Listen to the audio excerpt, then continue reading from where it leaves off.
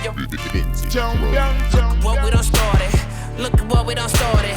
This the people party. Peace and love, party people. It's Talib Kweli, the BKMC. Once again, there's another fantastic, wonderful edition of the world's best podcast, The People's Party. Give it up for my lovely and talented and intelligent and thought-provoking co-host, Jasmin Leigh, in the place to be. What's up, Jasmin? How you feeling? I'm feeling amazing. How are you feeling? Well, I'm glad you partying up. We both just had seeds. Congratulations. This is the 3-month anniversary of you giving birth. I just had a seed 3 months ago. So we're going to talk about the children on this show. You know what I'm saying? Because this next guest is all about the children. You know what I'm saying? And this is my honor and my pleasure to have this next guest. You already know that I have a lot of friends on People's Party, but this gentleman right here is one of my chief inspirations. I'll even go as far to say as a mentor in the game to me. This gentleman, when I came in the game, was at the top of his game. Like, was really one of the top rappers and has maintained to be the top rappers to ever do it, but always took time out to give me love, support, and advice. And I'm not the only artist that this man has done this for. This man has 11 Grammys, nominations, and situations through his whole career. And this new album that he got, I know it's going to be Grammy nominated, but beyond the accolades, he has cultural currency. His love for the people is more important than any rewards or accolades. He makes huge hit records, but he also does something that is unique and extinct in these days, which is take his time out to craft great albums. From his debut solo album, The Coming, to When Disaster Strikes, to Extinction Level Event, The Final Word Front, to Anarchy, to Genesis, to It Ain't Safe No More, to The Big Bang, to Back on My BS, to Year of the Dragon, and now we got Extinction Level Event 2. If you haven't spent time with that album, I advise that you do it right now. You are missing out. He is beloved by legends and the people who do this hip-hop thing and this music thing to the best of their ability, from Dr. Dre to Mariah Carey to Kendrick Lamar to Diddy to Tribe Called Quest. He's a committed lyricist, an innovator of style. So unique and so clear with his vision, people had no choice but to sit back and admire. This man is a true original. He is not grafted. Peace to the God. Busta Rhymes in the place to be. That's a buzz! That intro was so crazy. That might need to be for my next album out this month. Oh man. Yes. Oh man. Peace to the God. Peace. How you feeling, Peace, bro? Queen. I'm Peace. good.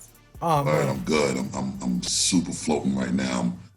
It's a good time, bro. Actually, I don't know if I cried this much tears of joy ever in my career. I'm so happy. Oh, wow. That's beautiful, man. That's beautiful, man. One of my most inspirational times in hip hop that I've ever had is I used to work for Jessica Rosenblum, and I used to work for Funkmaster Flex with Enough and Mad Wayne, and rest in peace to Big Cap, the whole flip flip squad. Before the flip mode, there was the flip squad, right? And one of my jobs was to promote the tunnel not the tunnel, that was my job too, but before the tunnel, one of my jobs was to promote Palladium, Funkmaster Flex Friday nights at Palladium. And I watched you when Put Your Hands Where My Eyes Could See perform that song like 5 times in a row in one show. And you have been the consummate performer. You have elevated the performance game in hip hop.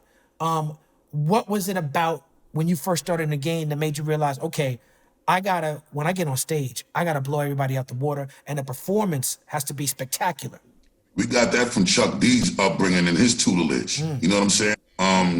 When we was all trying to get on,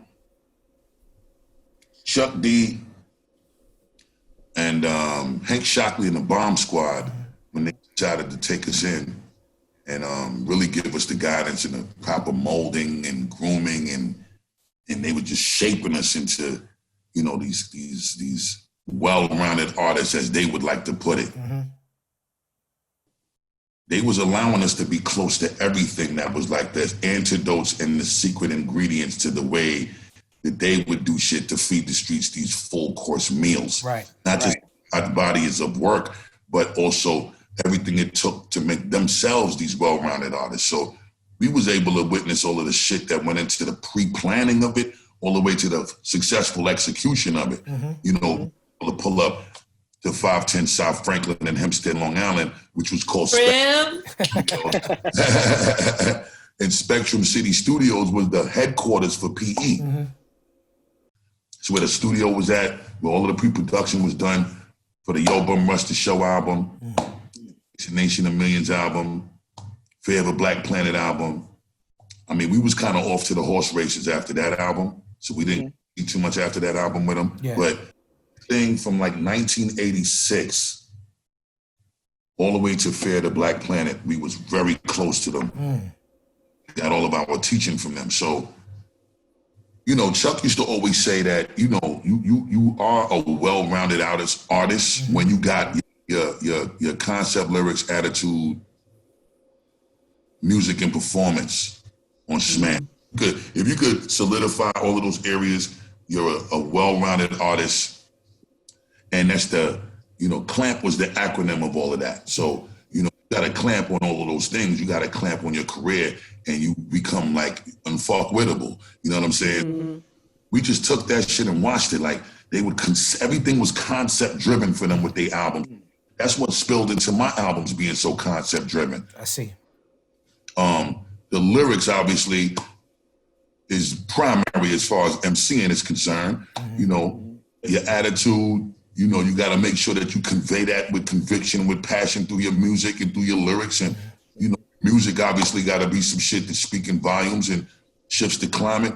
And then when you got to perform these motherfuckers, you got to come out there with the rain, hail, snow, and the earthquake. You know what I'm saying? So, you know, this is the way Chuck and them was moving, and then they let us come out and open shows for them. Chuck used to put us through shit. Like, he used to have us running around and rhyming while we was running, just to condition ourselves to be able to be in shape when we spit, like run around a track and spit verses and songs while we was running around a track at a high school. Shit like that. Like, it was different grooming with those brothers. And, you know, they didn't leave a stone unturned when it came to us. So even the name leaders of the new school, like, we had to earn that. You know what I'm saying? Them kids, young black teenager. I remember them from House Party 3. DJ Scribbling, all of them motherfuckers. You know, they came up there and they wanted the name. You know what I'm saying? Like, he had this bulletin board with these names up there, and it was like Son of Berserk and the Hellraisers. And change your style, that shit. Word. All of these names, but no groups to fill them up. So, like, he was concepts with these logos and was trying to create the groups for these concepts. Wow. Everything is concept driven. So we came up there as the Destiny 3 MCs. I forget what the young black teenagers came up there as. Was you Chill Oski back then? I was definitely Chill Oski. Word. That was my rhyme name, and niggas was like, that shit is for the birds, homie.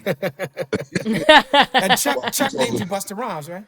Yeah, Chuck named me Busta Rhymes. And you know, he was just like, you know, that name that's an old thing, you know what I'm saying? And I was modeling my shit after, like, the 3-part MC names with the Kumo D and the LL Cool A and, you know, all of that shit. So he was like, y'all are future. You know, we gotta step into that space from now. And, you know, the name leaders of the new school, y'all want that name, y'all gotta earn it. So he sent me home with Brown and Dinco to write this Fuck the Old School song, which I hope never surfaces ever for as long as I live, because we violated crazy all of the elder statesmen, which of course was like heart-wrenching to do because we respect our elder statesmen. It wasn't about this and them, no. It was show us better than you could tell us how much you was willing to sacrifice, how bad you want it. You know what I'm saying? That's really where they was coming from with it.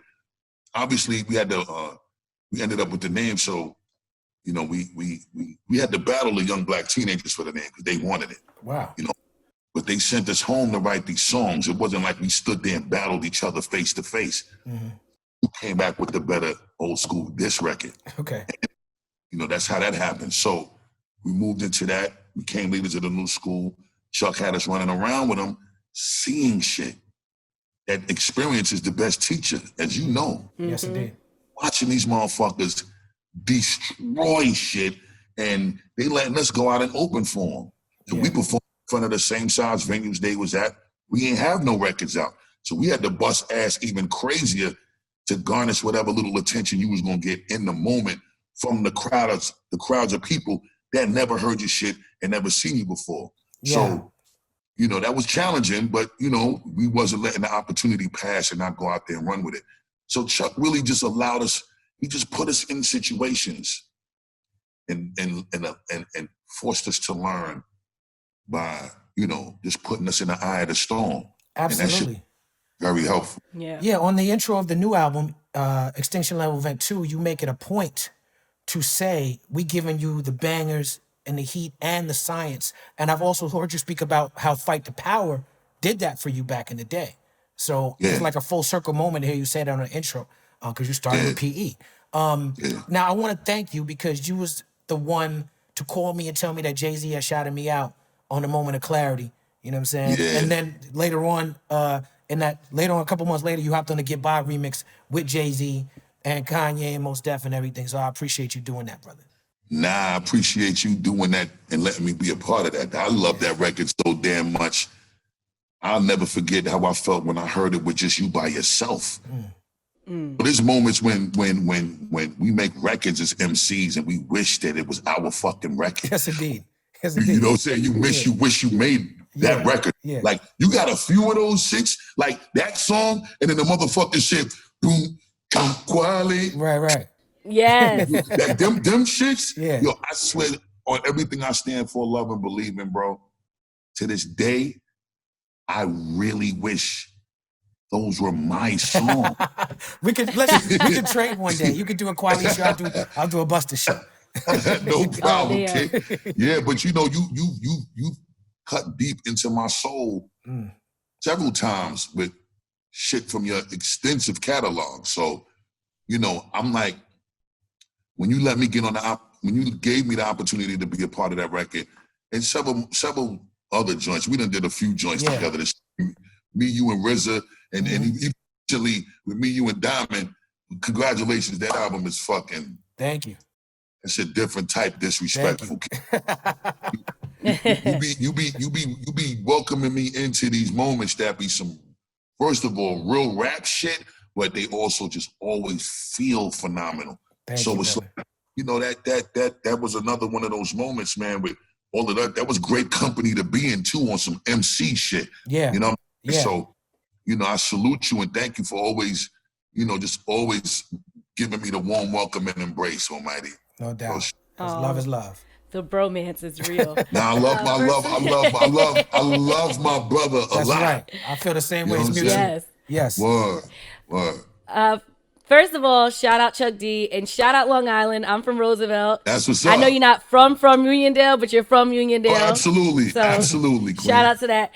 And we're also both from England too, so I won't get into She's that. not really Teller from will England. kick That's me Cat. off. I'm from Manchester. But anyway, Cat. on to my next question. It's all right, Talib. You can keep on hating. The people love the accent. They asked for it in the comment section. You gotta read it. All right.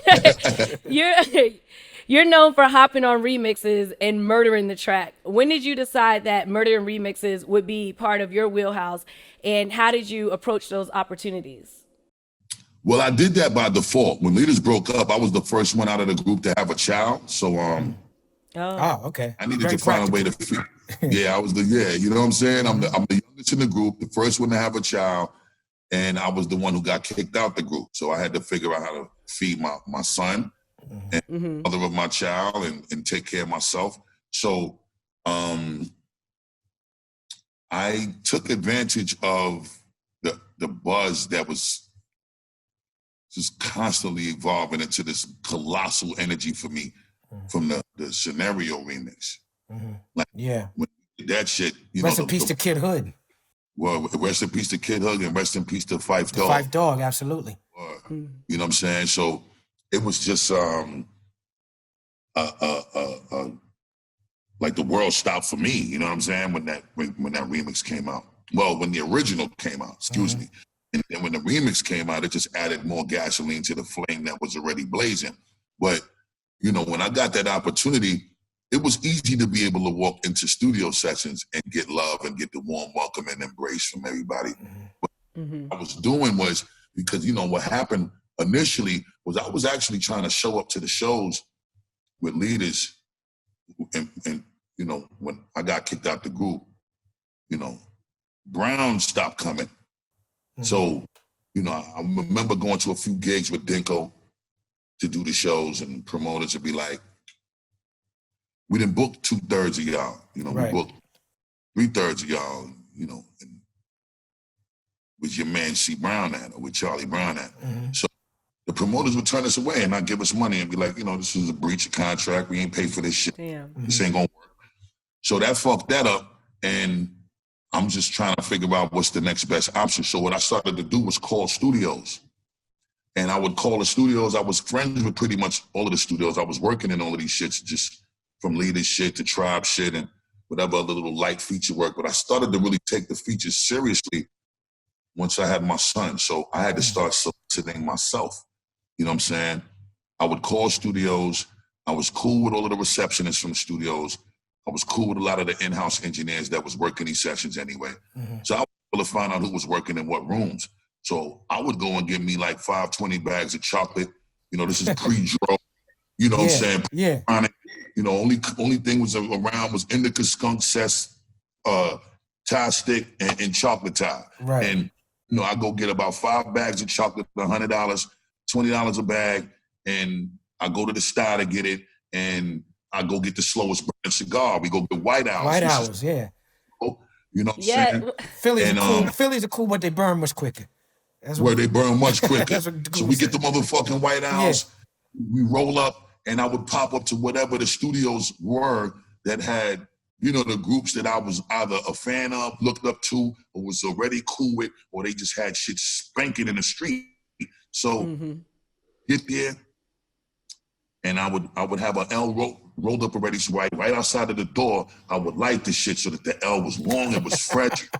Yes. Pass it around the room. Wait in the side of the studio. Yeah, I would be able to use that as the excuse to stay in their rooms.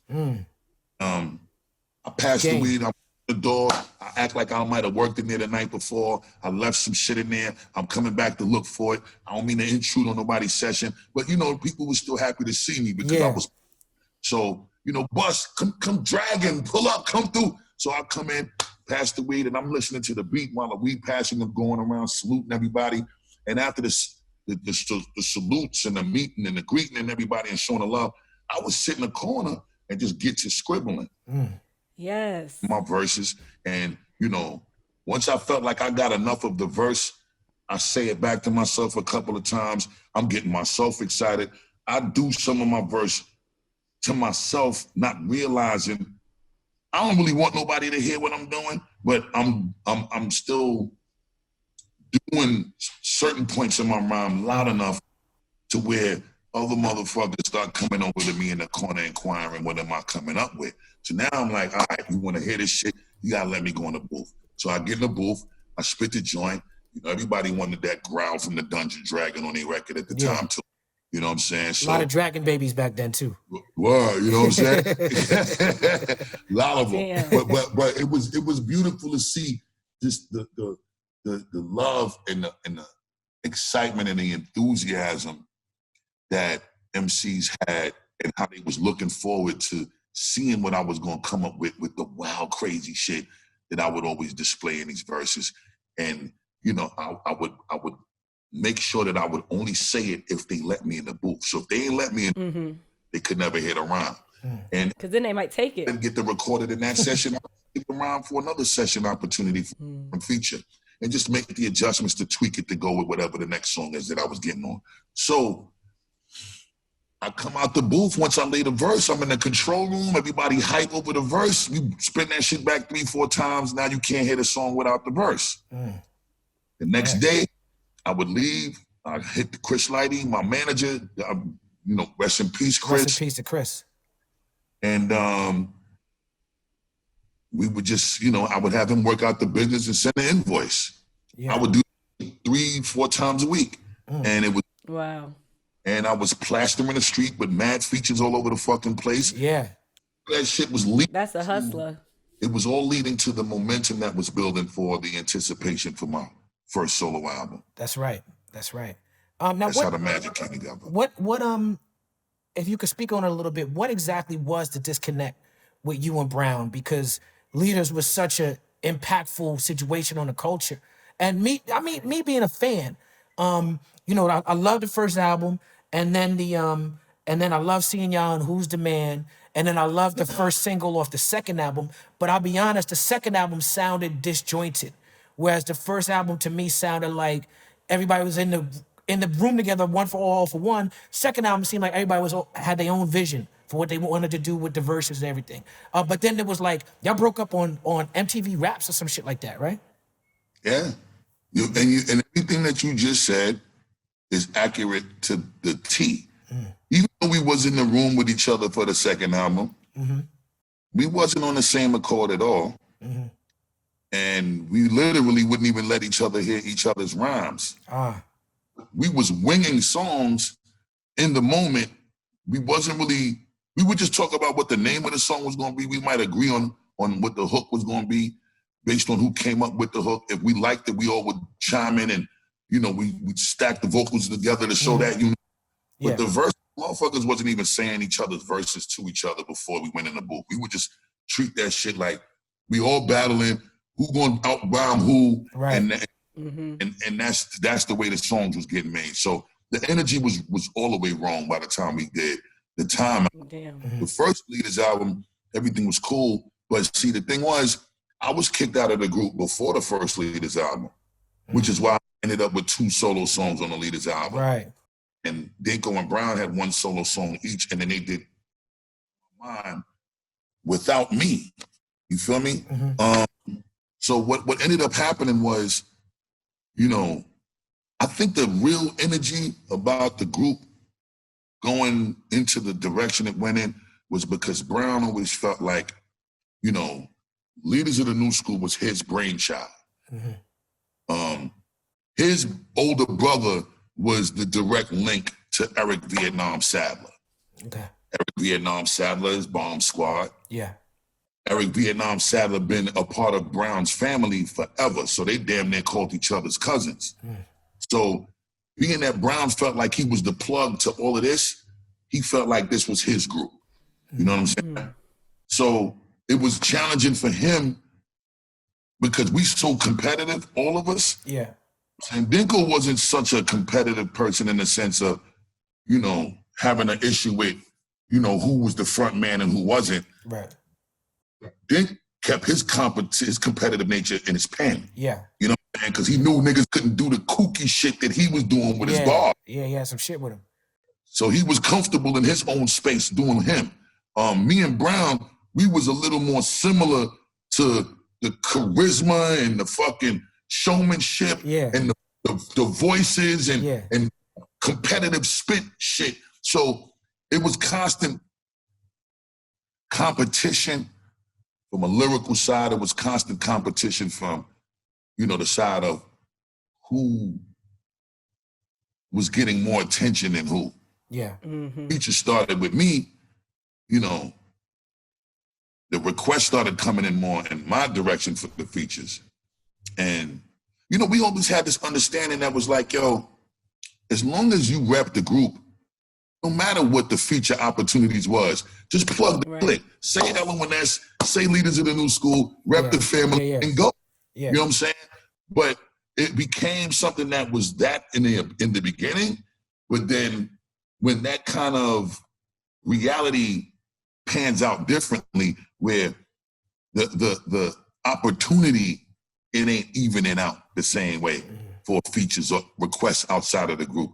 Then it started to become, you might be doing too much. It's starting to feel like repping the click the same. It's starting to feel like, you know, you out there on your own agenda, like, you know. Yeah, I also want to thank you, Busta, because shout out to Ricky St. Hilaire. Y'all taught me how to mobile record. I recorded a verse with you, a song with you for a mixtape, a beautiful struggle mixtape I did in the hotel room in the W Hotel in Los Angeles. And my life ain't been the same since, man. I've been mobile with the shit since then. But that song that we did, The Conversation, was over a J Dilla beat. So I want to give you the opportunity to talk about your special, unique, creative relationship with J Dilla and what he's brought to your career and the hip hop in general. J Dilla is my favorite producer probably ever. And Q-Tip I don't think people realize Q-Tip is like the East Coast Dr. Dre. Yeah. A lot of us don't realize or sing him praise the way we need to. Like, That's exactly right. you know, a lot of us came through Q-Tip, you know, me with leaders. Even though we got our start with Chuck D and Hank Shockley and Bomb Squad, Q-Tip believed in us and positioned us to become, I mean, I could speak for me personally. He changed my life with that scenario opportunity and never stopped changing my life since then. That's why he kept including me in Tribe albums. He kept being a part of my albums. He kept giving me the tutelage. He took it from Chuck, you know, to becoming my big brother after Chuck gave birth to me. Most Def kind of came through Q-Tip. D'Angelo kind of came through Q-Tip and Ali Shaheed. So many of us came through Q-Tip. J Dilla. It's like, if we was all signed to Q-Tip, Q-Tip would be the aftermath of the East Coast.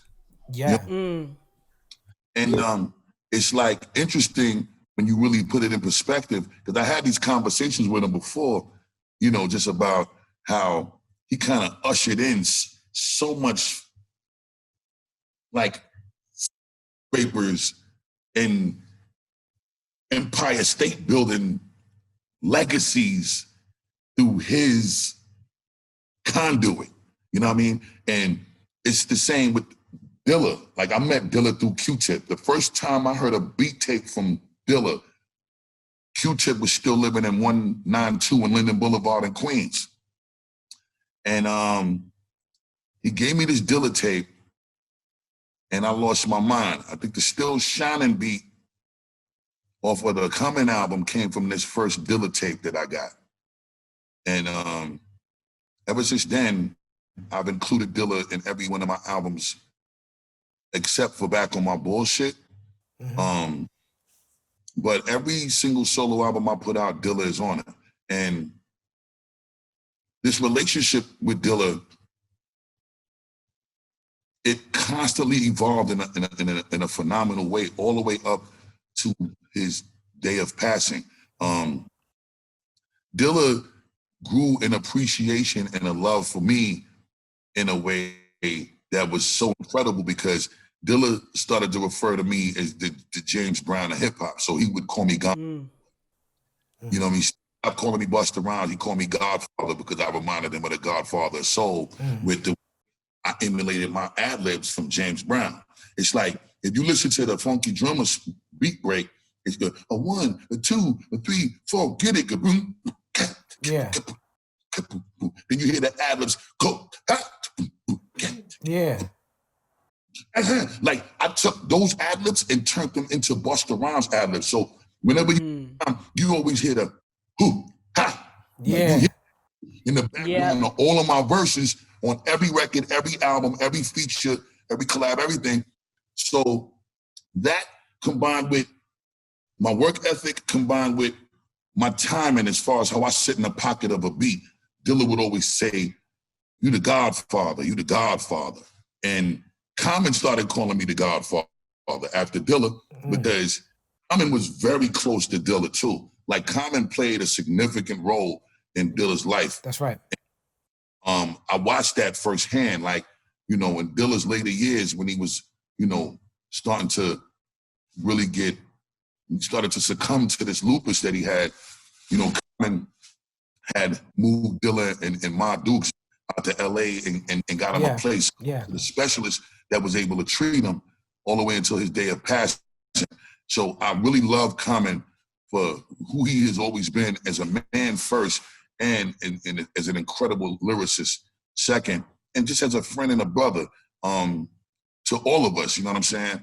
But Dilla, what happened with Dilla was, you know, the first 2-3 albums that he produced on, The Coming When Disaster Strikes an Extinction Level, Dilla got tired of coming to New York, and that bugged me out. He kind of just made it clear to me he ain't coming back to New York. Right. I don't know if it was the energy if it was the weather, because I know New York cold like the D, you know what I'm saying? So I don't know if it was the weather. He was making me feel like the weather was the weather. I don't think he wanted me to think he didn't like my city, but he made up his mind one day and was like, I ain't coming back to New York. And Dilla would just start sending me beats, and he would never really send me the sessions. He would start sending me the 2 tracks, and the 2 tracks was slapping so crazy that we ain't had no problem mixing shit from the 2 tracks, which was just the beat CDs he would send me. And then what was even more crazy was he would send these beat CDs like a Dilla volume 1 through volume 5 of beats. I don't know if you got that collection of the volume 1 through volume 5. Absolutely. And I have a couple of records over them 2 tracks as well. Hell yeah. So, you know, you familiar with the Dilla volume 1 through 5. Yeah. You know, he would put like 20 to 25 beats on them. And the crazy shit was he would just give you certain joints. He would give you like a good minute or two. But then certain songs, he'd give you like 20 seconds of that shit. It'll fade in. Yeah. The climax level and then immediately start fading out. So it's like you got to loop this shit at the right point to be able to turn it into something that's 3-4 minutes long to make a song out of it and then mix that shit. And it was like, you know, you would call him and ask him for the session. He say he gonna send it, he don't send it. And then when you finish mixing this shit and send it to him for his approval, he would approve it or not approve it. Yeah. And that was it. He was not coming to tweak shit though. So I just kind of fell in love with his fuck the rules approach, not just creatively, not just politically correct wise, but just overall. It was I'm an artist in the purest form of what it is to be an artist. And if motherfuckers ain't playing by my rules, then it's my way or the highway. Right. And I grew to love and appreciate that shit because he was still super giving. He would hit me with so much shit. I got about 300 and something Dilla beats. And there's so many joints that I've never gotten to. To be perfectly honest with you, Talib, me and you and Raekwon, y'all are only 2 that I've actually given shit to from the batch that I've had from Dilla personally. And I'm it's not that I don't want to spread it. Obviously, you know, we trying to keep this incredible legacy of Dilla alive. Yeah. But I'm super overprotective of his shit because I don't want nobody to misrepresent his shit neither, because that's how you also make sure that his legacy is being kept alive in the right way. So, you know, with that being said, and the regard that I hold him in amongst many other Dilla fans around the world, I take great responsibility in being able to be privileged with the opportunity of having the batch of music that I have from him to be able to use at my discretion with my Duke's blessing, of course, at all times. Yes. And that, you know, his shit is handled and treated with care. And, you know, I just love him unprecedentedly. And he made sure that I felt how much he loved me and how much he appreciated what I had to bring when it was time for us to collab and make shit and create records. He just always made me feel good about being Busta Rhymes when his music. And he never, ever, ever tried to tell me what to do or how to do it. He loved the way I did me. And he needed to continue to be my complete self or my best self when I did my records with him. So, you know, with that being said, y'all gonna hear Dilla on everything that I'm doing for as long as I'm recording, because I just got that with him. Word, thank you. Beautiful. Word. That's awesome. You were speaking of ad-libs, and one of my favorites, y'all. February 26th, Woo Hah. It turns into a hit. And just something that people didn't even really seem to recognize, and that marked you as a truly unique voice in the culture. Then a month later, The Coming drops, and the single and album went platinum, and you had arrived officially industry-wise. How was that experience from you? Can you take me on that wild ride, like any fun details? I mean, it was a dream come true. I was scared. I was nervous. That's why it took me 3 years to actually put together that album. And I remember I was in the middle of shooting a higher learning movie when I got that phone call from Dante Ross at Elektra Records. Big shout to Dante Ross. Friend of the show.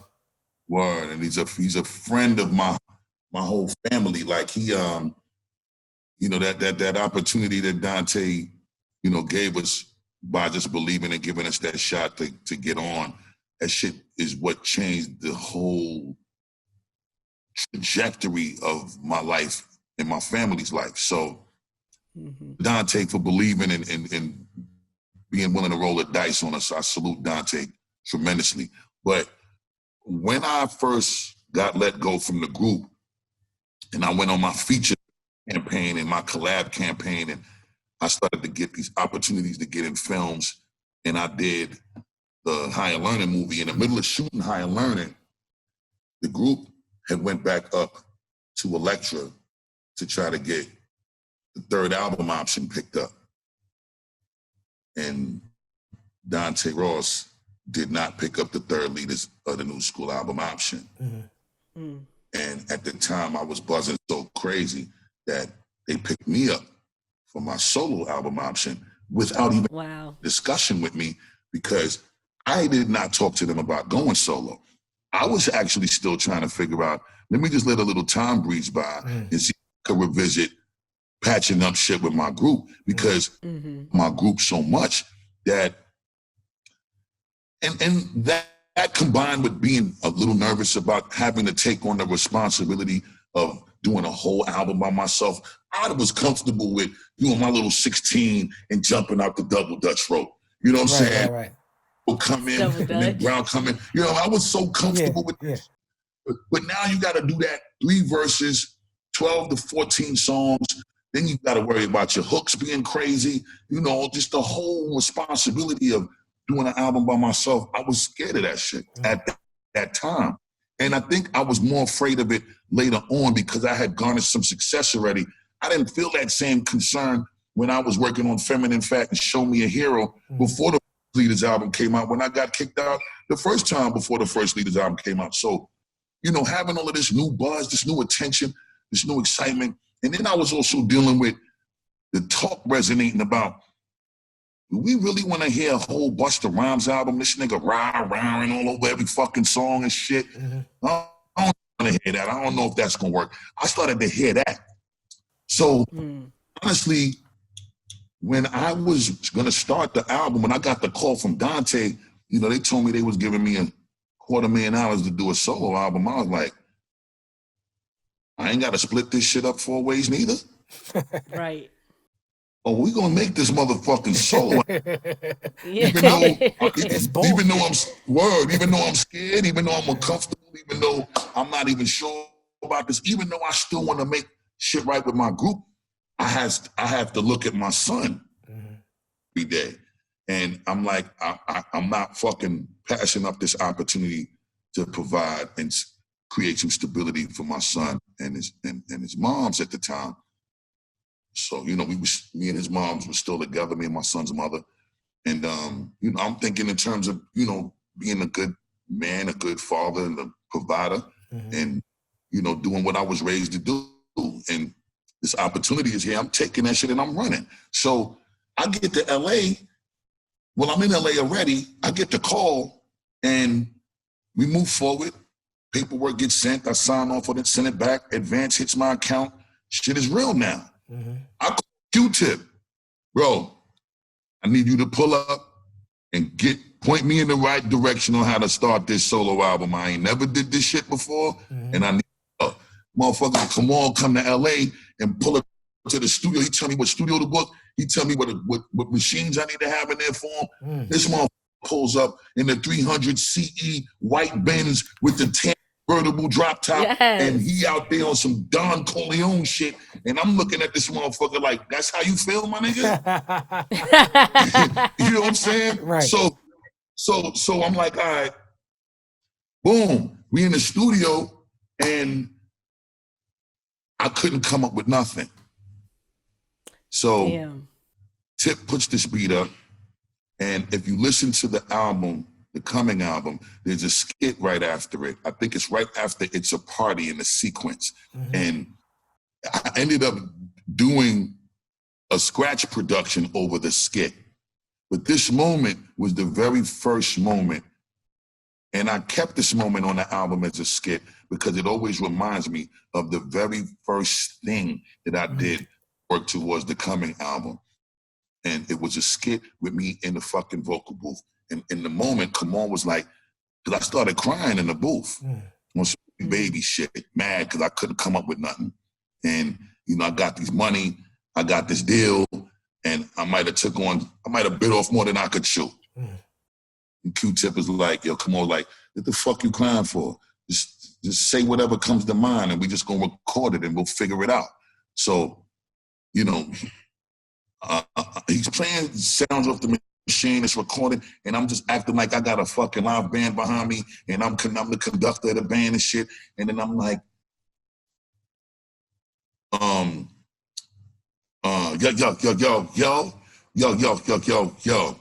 Busta Rhymes ripping, niggas just be flipping. People do not understand. Yo. Cracks in the ground, more and more sound. Watch me get down. Oh, shit, natural disasters. Yes, I do own all my masters. And I kind of stopped fucking rhyming at that point. And then Q-Tip said, just leave it. So I left it, never went back to finish the joint. And I'm like, all right, I'll get back to that. I'm back in New York. We finished High Learning. I'm still fucking working on the album. And there was a Rampage session. We was working on a Rampage song with Rashad Smith. Yeah, shout out to Rashad, great producer.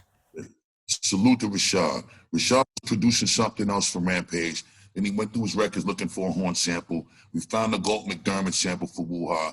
I told him, hold that shit for me. Put the record back in the crate. Go through something else and find a horn sample for Ramp shit, but I want that. So he put it away for me, and then he finishing up the Rampage shit. I don't know if he was working on the joint that Rampage did with, I forget the R&B singer's name, but in any event, it was one of Rampage's singles off of his first album. And we get to the record. Rashad made the beat, sends me the beat. 7 months I'm riding around with the Woo Hah beat and couldn't come up with shit.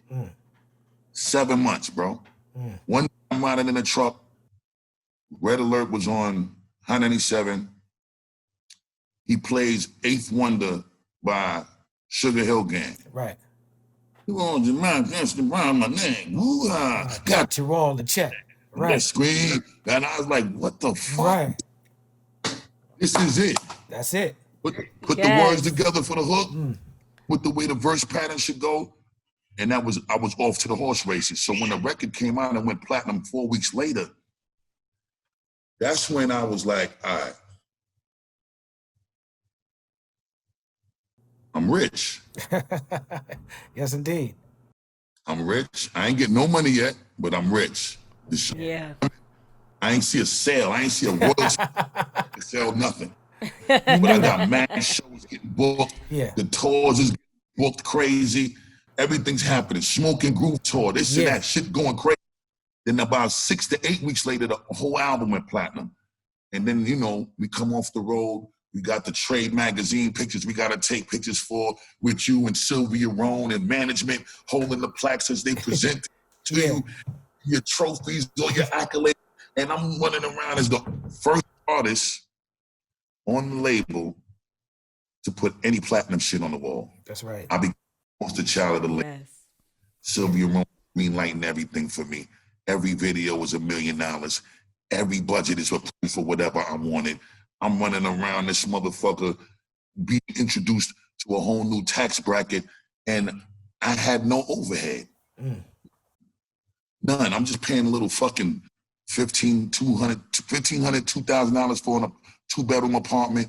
You know, me and the mother of my child and my son is in there, and a car note. And it's stacking, wild bread. And, you know, as the shit started growing and evolving, and I'm tasting this new steak, I'm like, I'm not back to canned food, and I'm and I'm gonna keep motherfucking rolling this dice and watch this shit snowball into a bigger avalanche. And then when disaster strikes comes, and then Put Your Hands comes, and Extinction Level album comes, and Scratch Give Me Some More, and then the Janet moment happens. I'm just like, this shit the dream just keeps turning into every dream and a wild imagination, and the superseding of those dreams and wild imaginations was coming to fruition in a tangible way that I was able to see and touch. And that shit was an unexplainable euphoria. I bet. Saying, like, I could never find the right words to describe what I was feeling at that time. And the renegotiations of those deals was crazy. I started to make children all over the place, and I started to buy a lot of jewelry and buy a lot of cars and buy a lot of property, and fucked off a lot of money that I shouldn't have, and just you know, it was crash test dummy time. It was just whatever I like doing, I was doing. Living. I was just living and enjoying it. My hat was my home, and you know, I learned a lot of valuable lessons, made a lot of mistakes, was fortunate enough to be able to bounce back from a lot of them, and you know, I made a lot of good decisions too that helped me bounce back from a lot of the bad mistakes that I made, thanks to me having an incredible support system like my mom's and great team. Great team. Chris Lighty, Mona Scott, Valley family. Like, I had some incredible people around me, and you know, it helped me sustain even during some of the most challenging times. And you know, I'm super grateful. I don't regret shit. I don't take back shit. And there's certain things I wish I could have did differently, but I still don't regret nothing. You know what I'm saying? Yeah, absolutely. Now back to you know, when the disaster strikes era, like at the end, everything remains raw. You said, I think that's the first time you was like, there's only 5 years left, right?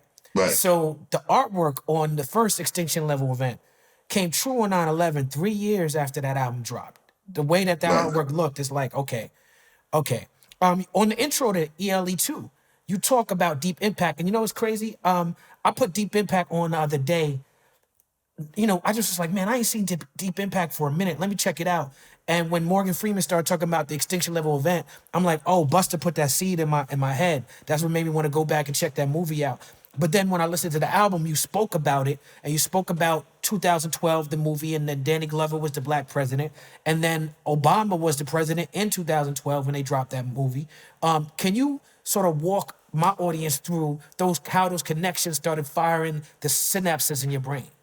So I would say like around 90, I got knowledge of self when I was 12. Wow. So you got to go from, I'm going to start from there, right? Mom's, when I was, my mom's and my father got the divorce around 12 years old. So I would say around 8, 9 years old.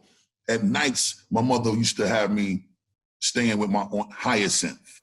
And my Aunt Hyacinth has a son named Eon and a daughter named Michelle. Eon was 5%. His name was God Shandullah, right? So at this time in my life as a baby, you know, I had 5% of my family in the Jamaican household.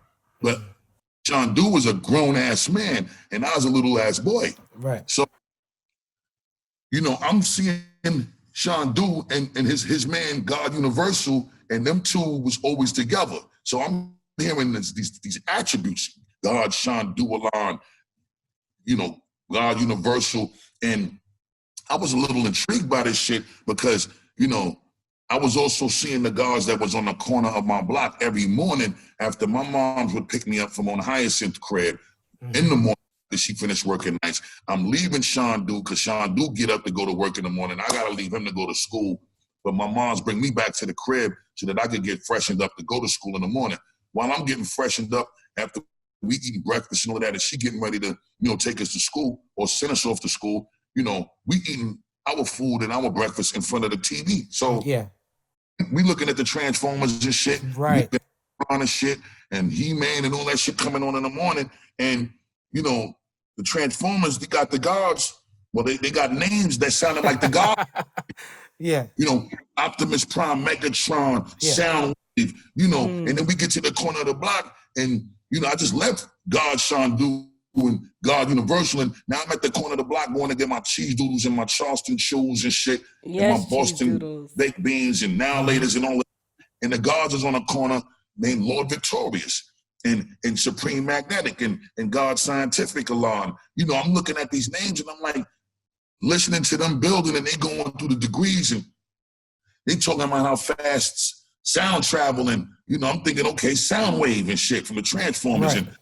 And I'm thinking about how they talking about how far each planet is from the sun and how much the earth weigh and what's the total square mileage of land and water, total square mileage of the planet. And I'm looking at this shit and I'm like, you know, the Transformers live out of space and they know about all of this out of space shit. And these brothers is over here with Transformer names and all of this out of space shit. And I'm just like, what the fuck going on? I want to be a Transformer.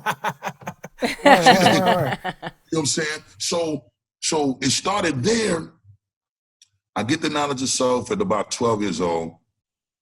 My first attribute was born justice, God Allah. I grew up and I moved to Long Island and I get caught up in some street shit at 12 years old, trying to outgrown that I'm supposed to be, trying to hustle some crack or whatever.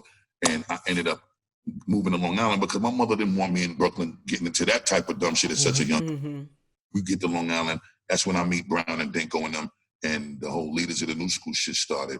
I at 15 moved back to Brooklyn because my mom's moved to Florida with my younger brother and sent me to my father. I didn't want to move to Florida. I get back to Brooklyn. I go to school with Biggie and Hove at George Westinghouse Technical and Vocational.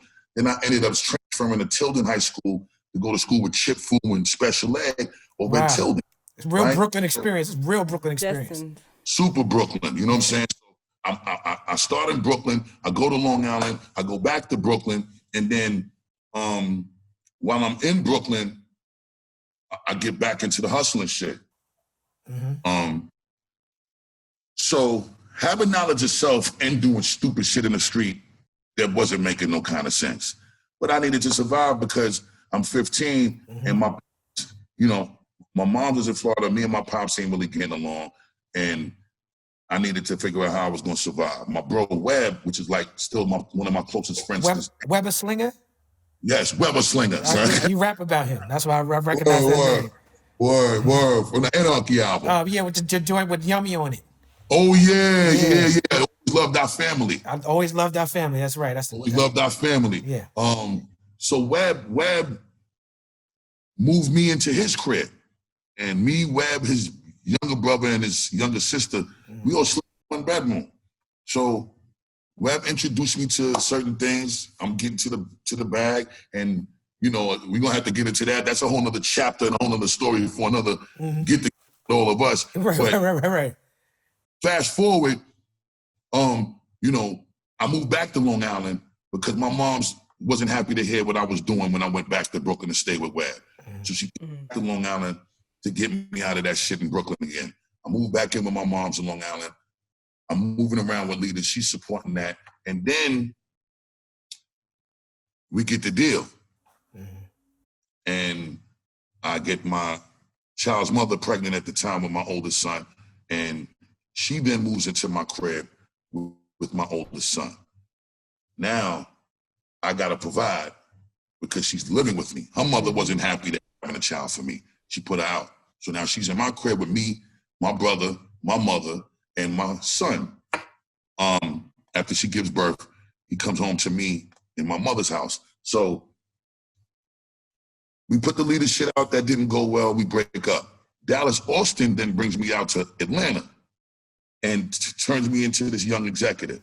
We a production company, Rowdy Records, Arista distributing at the time, and he helps me get my Flip Mode logo. Right. And this production company, he when they got the logos done, I picked from the options. Flip Mode is born. And while I'm in Dallas's studio, George Clinton is there all of the time. George Clinton introduces us to these stories about how, you know, they used to come and investigate him for always launching the mothership on stage. And what information was he giving out? The UFO and the alien life, and you know, they was all of that was classified shit. They ain't no kind of shared through his music. So he was putting us onto that, and then he connected the dots all the way up to this book called Behold a Pale Horse, written by William J. Cooper. William Cooper, right. You know, we familiar with this book. So Absolutely. this is the book that created, this book blew me away so much that it set the tone for everything that I did with my albums from that point moving forward. Okay. I got the book in Dark Studio and I read it. It turned everything into end of the world conspiracy concepts because of this shit I was reading in this book that was being shared through this book, basically saying, this is what's coming. Right. This is the shit that's getting ready to come down the pipeline. Whether you believe it or not is fine. But I'm a former naval briefing team member, and I'm telling you from direct information that accessible to is William J. Cooper. Through this book, you could either believe it, not believe it, have this book spark some thought, read between the lines, use it as inspiration to do some of your own research. And I started to do that. You feel me? Then I had a family member that was related on the other side of the family of my cousins in Brooklyn by the name of Donald, and all of his information on conspiracy shit was coinciding with the shit from George Clinton and this Behold the Pale Horse book. It was like from New York to Atlanta, all of this information that was very much similar and coinciding information was all being fed to me. It was almost like people was using me as the outlet to disclose this shit. So I'm like, damn, there's something way bigger to this than just me rhyming. And you know, this people is taken from me having knowledge of self and being very vocal about being a member of the 5% Nation of the Gods and Earths, saying, being that you are really talking like this, you know what I'm saying? And your shit is getting bigger, your platform, your reach is growing, people is motherfucking listening. And I'm like, all right, cool. Hold on one second. Okay. So let me tell Flex to hold on a second, and I'm gonna listen to it and then let Flex know he could go. Thanks, bro. One more second, Talib. I'm sorry. All good. I want to hear the remix too. Shit. You had this shit planned out. I was watching you on Van Jones. You said you did that Czar video last year. Hold on, Flex. You ain't supposed to play it yet. He sent it to you. I didn't even hear the motherfucker yet to make sure it was right. We good. I'm here. I'm ready. All right, me and Talib Kweli doing his podcast right now, so he can hear you on the speaker. Yeah, tell Flex he owe me an interview. He's supposed to be out here in Yellow Springs. He said he was coming. No, my brother. I'm sorry. We get it in, Flex. We'll get it in. You were giving me an opportunity. I appreciate it, man. Thank you. It's still on the table, brother. We'll get it in. And let me tell you something. That podcast, I love watching. Listen, man. I'm glad, boss. Listen, you guys are gonna be proud of me, man. This album that I'm gonna drop. I'm gonna make our era. Okay. I'm gonna let y'all know, man. Okay. We need to build on it. Busta heard it. I ain't gonna lie, Talib. Everything I stand for, love, and believe in, I don't think, first of all, he's never made an album this incredible in his life. That's number one. But number two, what makes it even fucking crazier is that he probably made the best album with just new niggas that has ever been made. Period. Okay. Like even the new niggas ain't making anybody work like this. So this he's making nigga, it better than they albums. He's making the new nigga era sound better than they do on their own shit. That's what we're supposed to be doing, right? The experience. I learned You said I came together and combined efforts, and it was good. Beautiful, brother. Beautiful. I look forward to hearing it. Yeah. Yo, Flex, I'm gonna finish this interview. I'm gonna text you as soon as I hear this motherfucking mix. I should have it in my phone now. Love you, big bro. Wow. Yeah, we working. We like octopuses right now. We got our Absolutely. And remember, boss, I told you I started my career working for Flex, so it all come full circle. Yeah. Yo, you know what? While y'all was talking, I forgot that. So this is kind of crazy to me to actually see y'all talking and y'all humble beginnings is together from day one. Yes. Crazy, son. Yes. Crazy. Yes. Word. You know, that same book, I ended up giving that shit to Gip from Goody Mob. Okay. And that is what molded and shaped Goody Mob to do the Cell Therapy album. That's right. And I don't know if that book, and that story is something that CeeLo tells all the time. And I really appreciate them sharing that because, you know, at the end of the day, when we get knowledge of self, it's our duty as civilized people to civilize uncivilized. So we supposed to share the sciences anyway. So, you know, them brothers was already in tune. I mean, and act like they was already in tune, dealing with furthering the empowerment of our people, even back in 93. So, you know, 94 rather. So it's like, you know, to see them take that shit and turn it into the magic that they turned it into with Goody Mob. And then I don't know what they did if they passed it on to Outkast. I can't take responsibility at that point, but I've seen Outkast transition from Southern playalistic Cadillac music into ATLiens. Right. You know, so, you know, I'm pretty sure it went from my hand to their hand to their hand. A lot of deep conversations in the dungeon. Yeah, that's a motherfucking fact, bro. And you the dungeon dragon, so it all connects somehow. But really to segue from, that's a good segue to what I want to talk about next, because you mentioned having knowledge of self. And that story you just told about the Transformers. Right. I don't know if you quite recall this. Well, I think you do recall this. I've heard that story from you before. And I heard that story from you in the Roosevelt room on the day that I met Barack Obama. I got invited to the White House for this, I didn't know what it was. I didn't know who was going to be there. And I remember I walked into a different entrance, so I didn't walk in with everybody else. I was the first one in the room, and I watched everybody walk in the room. And Pusha T walks in the room. The A$AP Rocky walks in the room, and J. Cole walks in the room, and Rhapsody, and DJ Khaled, and Common, and Alicia Keys, and Swiss Beats.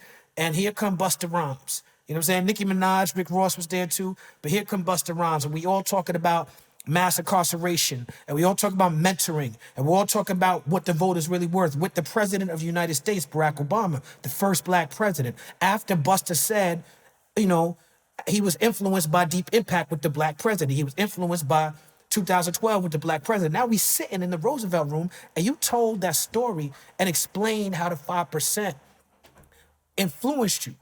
Can you talk to us about why you felt it was necessary to drop that kind of science in the Roosevelt room sitting with Barack Obama? Thank you for acknowledging that, because this is a story that's never been told. This is a moment that has never been highlighted, and it's beautiful that it's coming from my brother, who was actually there to bear witness firsthand to this transpire. To me, first and foremost, well, for me, first and foremost, I can only share and speak my truth, right? And I know that the closest thing next to me feeling so powerfully proud of black man is, you know, next to seeing, you know, Barack Obama as our president at the time, was when the brothers in my neighborhood said the black man is God. You know what I'm saying? And breaking down the science and the history of that level of information coming from brothers that was PhDs and scholars of that level of high science, even though they looked like they was just dudes in the street. Yeah. And I wasn't getting that in school. And I wasn't hearing nobody speaking like that went to the most prestigious colleges and institutions as far as education is concerned. And there was nothing in existence that made me feel more empowered than that. If I didn't get that, I probably would have never believed in myself enough to become anything that I evolved into or eventually became. So I needed it to be clear on what it was that led to me doing whatever I did to end up in that room. Yeah. And having knowledge of self has contributed in every aspect of my life, because I live mathematics and I apply it to everything in my life. You know what I'm saying? So I wanted President Barack Obama to know at that time, not only did that level of science empower me, and that community and that brotherhood and that sisterhood, as far as the 5% nation of the gods and earth is concerned, happened at a time where, you know, it was important to be smart.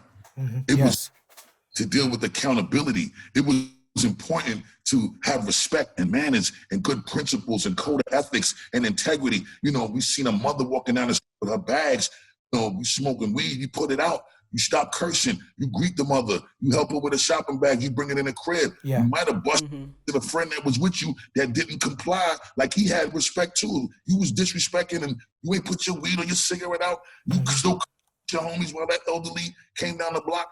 They was gonna get their head bust. And I was just pointing out that, you know, there was a time where it did take a village to raise a child. And back to that, like we could start doing that amongst each other and we could start doing that amongst these conversations, but on a very huge level, we need to actually do it so that it resonates way beyond us by us being consistent in this behavior pattern.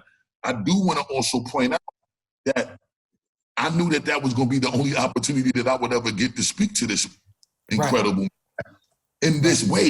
And I wanted him to really hear it. If it was going to be one time that I was going to be able to have this conversation with President Barack Obama, I wanted him to understand something that is of that level of dynamic depth, significant value, power, empowerment, and was probably the best thing to happen to young Black man for the last before the entire shift in the culture transpired in a way so that it was not only suppressed from corporate levels all the way down to shut down the level of high science and information and the success of artists that was rhyming in that context and talking about that type of shit.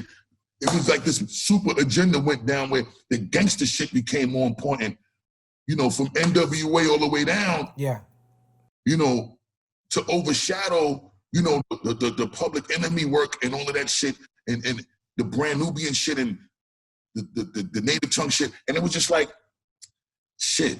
It went from that into the drug, the gangster shit to the crack era shit, the Reaganomics era. All right, so we got to find a way to get back to this.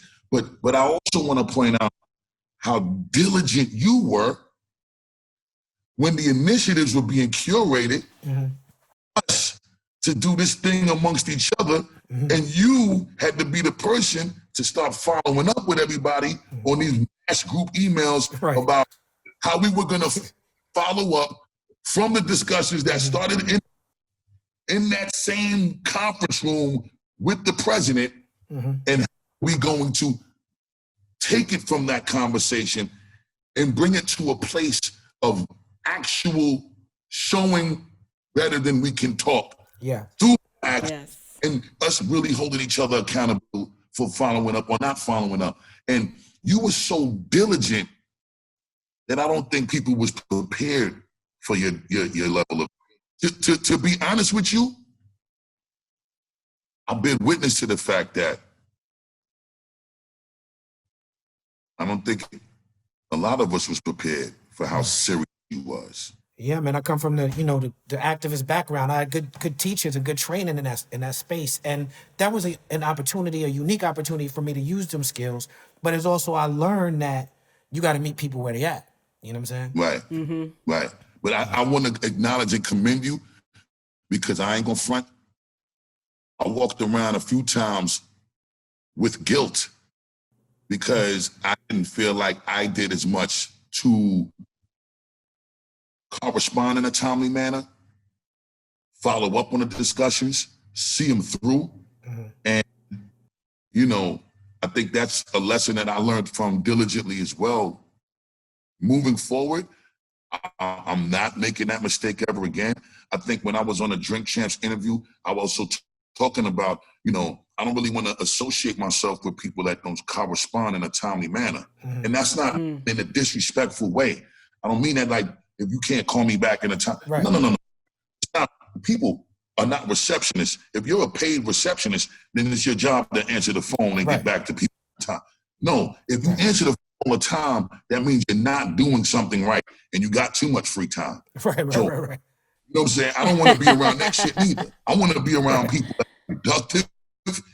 You ain't got the time to answer the phone all the time, but we still find the time and make the time to correspond in a good proximity of time. That's exactly right. And that's why you don't need to feel any guilt, because you know you walk with God and you speak in a godly manner, and because you do that, you understand that everything has its time and its place. And No question. you know, and that our building sessions as friends, we got closer through that. Like we may not have gotten some of the things we said we was all gonna do on an email, but you and me got closer, and you know, things will continue to happen. We still got time, you know, and I think it's Absolutely. you know, I appreciate you, brother. Like I learned a lot from you in that space. I learned a lot from J. Cole in that space. I learned a lot from Ross in that space, you know, and I appreciate. Yeah.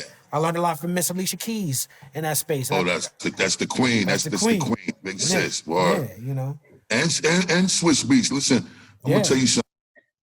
I speak to Swiss pretty much every other day. Oh wow. Queen Alicia Keys every now and then when she has the time, because you know she's busy with the kids and you know around with her career, and she wears a lot of hats as well. I can't begin to tell you how much I learned from them. Yeah. I can't begin to tell you how much I learned from you. I can't begin to tell you how much I learned from Khaled. Yes. And I'm talking about we speak regularly. Yes. I got super love and great relationship with everybody in the room. But in Timberland, we speak regularly too. Ricky Rose, me and him speak regularly too. I have learned a lot from everybody in that room. But the people that I actually interact with regularly, bro, when I tell you, Almighty, the amount of gems that I walk with from that time, before that time too, but I'm saying from then to now, we just gonna deal with that time frame. From then to now, the amount of shit that I walk with, my treasure chests need help to carry, Yes, bro. indeed. Yes, indeed. You know what I'm saying? Like, I'm super grateful. Queen Jasmin, let me tell you something. I call a different kind of Brinks truck security to help me carry my treasures for my beloveds. Yes, indeed. This shit is very real, and I'm super grateful, like beyond description. So, you know, I wanted to just say that on the record because, you know, you bringing things to the light today with the way I was able to try to build with President Barack Obama, and particularly acknowledging the 5% nation of the gods and earths, and, you know, having him hear that from me. And that means so much to me that you did that. And I wanted to make sure that you understood how much it meant to me to see you move in accordance to the understanding that was established when we was in that room and what we said we was going to do when we got our marching orders and we needed to start carrying out our marching orders. Point moving forward. You know what I'm saying? And it's like, it's just a testament to, you know, what you represent yourself to be as a man, you know what I'm saying, as my ELE, you know, my beloved with knowledge of self, you are God as well. And man, we just gonna have to keep showing them better than we could tell them. No doubt. And you made a big impact on that man, because he definitely shouted you out on the campaign trail while you was campaigning for your album too. You know what I'm saying? Word. Nah. I'm not as famous as Busta Rhymes. What did he say?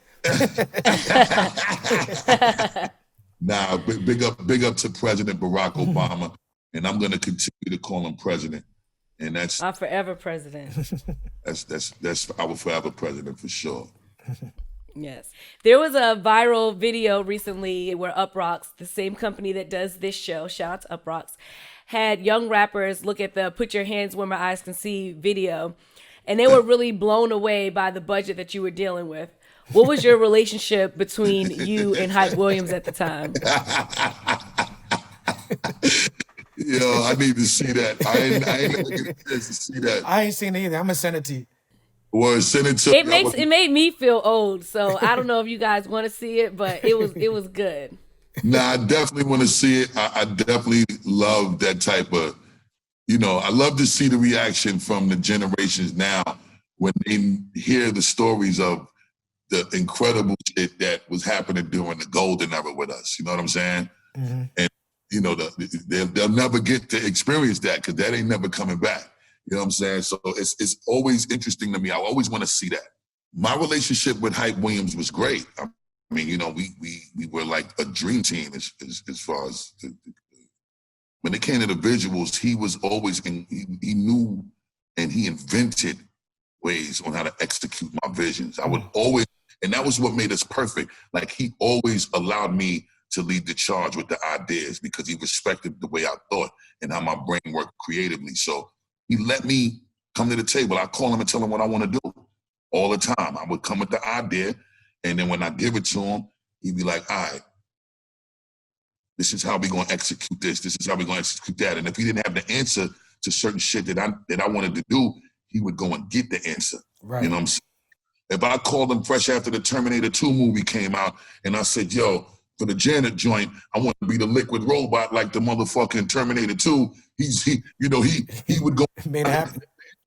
Yeah, you know what I'm saying? So, you know, at the time when he went and researched that, and particularly, you know, he went to the Digital Domain special effects company, which did the effects work for a lot of incredibly huge box office smash movies. But at the time, they were fresh off of the heels of the Titanic success. Mm-hmm. So that's also what added a significant amount of money to the budget because, you know, that effects company had just been a part of a film that won 10 Oscars. Yeah. You know, and, you know, their price tag went up stupid. So, of course, they extorted the shit out of us. Yeah. You know what I'm saying? Right. Yeah. But you know, it was worth it because we was making magic, we was making history, we was setting new standards, and we was doing groundbreaking shit. You know what I'm saying? So it was beautiful. And you know, me and Hype did that shit every time we got together. You know, Woo Hah, Put Your Hands, Dangerous, you know, Hit a Roof Off, Party Going On Over Here, Yeah. Janet, you know, like we just did so much shit. It was like it was like shit. It was almost like we just was doing this shit in our sleep at one point. You know what I'm saying? Right. Flavor remix, the Victory video. It just the list went on and on and on. It It's just a crazy run. the run was Iconic videos. retarded and incredibly crazy run.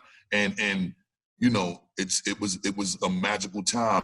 And Sylvia Rhone obviously was extremely instrumental in that. Chris Lighty, Mona Scott, you know what I'm saying? Like they all believed, and Sylvia Rhone sacrificed a lot to make sure that I was able to get. She damn near sacrificed her job over there because you so much money that it just to her bosses, this shit wasn't making sense after a while. Yeah. And so I can't ever front on Sylvia. She has been significantly instrumental to my legacy, my life, my livelihood, my career growth and evolution. And I love that woman beyond and back. I've had a lot of incredible women in my life that help me. And you know, the queens are the mothers, the women are the greatest nurturers. So between Mona Scott, Sylvia Rhone, my tour manager, Rebecca Foster. Shout out to Rebecca. You know, shouts to Rebecca. It's like, these are all of the great and incredible women. And these, first and foremost, my mother. My mother. Videos were like movies back then, and we literally used to like look forward to whose next music video was coming out. And also, speaking of that show, shout out to the creators, Steve, our director, and the main man, Jared. So they created that show. So make sure you do check that out. No doubt. Big shout out to them for that too. That's for sure. You know Jared because Jared used to Jared is the founder of Raucous. So you was dealing with them when you was working on this Simon Says. Absolutely. Yeah. What? I didn't know Jared was a part. It's dope. Y'all two stayed clicked up though. Yes, indeed. Yes, indeed. After all of these years, y'all still got a way to figure out how to break bread together. That's exactly right. That shit is beautiful. Shout to Jared though. Definitely. Word up. Good Definitely. shit. That was a fun era. We was changing the game, and for Flex to call it, because Flex was involved in that too. So it's like we was changing the game, bringing the mainstream commercial world of hip hop with the underground world, and just making it about the art was very very good work. Nah, y'all shifted the climate. Y'all shifted the climate completely, bro. Yeah. So you got the new album out, and the new album is fantastic. But for me, the album that I always go back to the most in your catalog is The Big Bang. It's just something about what was going on with you and Dr. Dre and Aftermath at that time. And I heard you talking to Van Jones about learning not just studio discipline, but physical discipline from Dr. Dre. And being that's the era that you really first got in shape. And that's correct to say, right? Absolutely. So it seems to me that after that era, you also spoke to Van Jones about having a lifestyle that wasn't healthy, and you had some health concerns. And you and me spoke privately at the top of 2019 about some things that had happened to you that you spoke publicly with Van Jones about later. And I don't know how to pronounce the word exactly, but polyps, that's the right pronunciation? Yeah, polyps, yeah. You had the polyps on your throat. Can you walk us through that saga, the dangers it caused, and where you're at now? The deal is done. I'm already out there. I'll go on Record One studio one day when we was recording that. Walk past the Doggy Style plaque. Walk past the Chronic plaque, 2001 plaque. Walk past some Eminem plaques. And I was like, I want one of these. Because each one of them was like 5 million sales and better. One product. Right. And I had put up platinums on every one of my albums prior to that, except for It Ain't Safe No More. At that time, and this is in 03. So Dre said, okay, well, you don't get new results doing the same things. So we got to do some different things if you want different results. So I said, all right. So the first thing he said to me was, we need to get you in shape. Mind you, I was skinny. I wasn't like fat or nothing. I was just skinny, lean bust rhymes, had a little 6-pack, but I was skinny. Wasn't no muscle mass on me or nothing. He was like, you should just disappear for a second. Don't do no features. Don't do no shows. And I'm looking at him crazy. I'm like, what you mean, Jay? I got kids, bro. You know what I'm saying? Like, I'm supposed to don't worry about that. We're going to take care of that. You know what I'm saying? We're going to make sure you got the bread you need every month to take care of your overhead so you can just focus on your album and just work. And I was like, word? Okay, cool. So, me and my accountants, business manager, we put together, the budget of what the overhead is going to be. And, it was cool in the beginning because, in the initial discussion, we didn't think that it was going to lead into a 3-year journey. I'm used to making my albums, putting out an album every year. Yeah. So the first year go by, cool. But I'm starting to get them calls from the accountant because obviously they ain't giving you this money. You got to pay this money back. We go through year number 2. This money is accumulating significantly. I'm also transforming my body, so I'm happy with the results, and I'm also happy with the shit we doing in the studio. So it's a bittersweet, you know what I'm saying? We get to 2.5 years, and when you work with Dre, he's on his own clock, you know what I'm saying? So it's never about deadline to him, it's about when it's perfect. So it was frustrating because you still couldn't get a definitive answer on timeline on when we was going to drop. So, I had to learn how to appreciate patience, not by choice, but by circumstance. And then I had to learn what it is to apply this new lifestyle change with this discipline. Because, now that I went on to this journey of transforming my body, my mind, my spirit, I couldn't regress because I done put in all of this work. And if I started slipping, by the time the album was ready, if I wasn't in shape, that would have delayed shit even further. So I had to keep up with the workout. I had to keep up with the diet regimen. I had to keep up with the studio grind and wasn't able to go out there and do shit. That was hard. And it was even more challenging when there's opportunities coming at you to get even more money than what they was giving you to take care of your monthly shit. You had to kind of walk away from it and say no to it. I didn't really like how that felt. That's like somebody having control over you, being able to get to the bag the way you used to get into it. Right. It felt really crazy, especially when you got a child. Right. Going through that was challenging, but it was needed, and I didn't appreciate it as much until after. But was needed and it was good. And I was actually in the middle of fighting for custody of my children, which I had won custody of my 3 sons in 2005.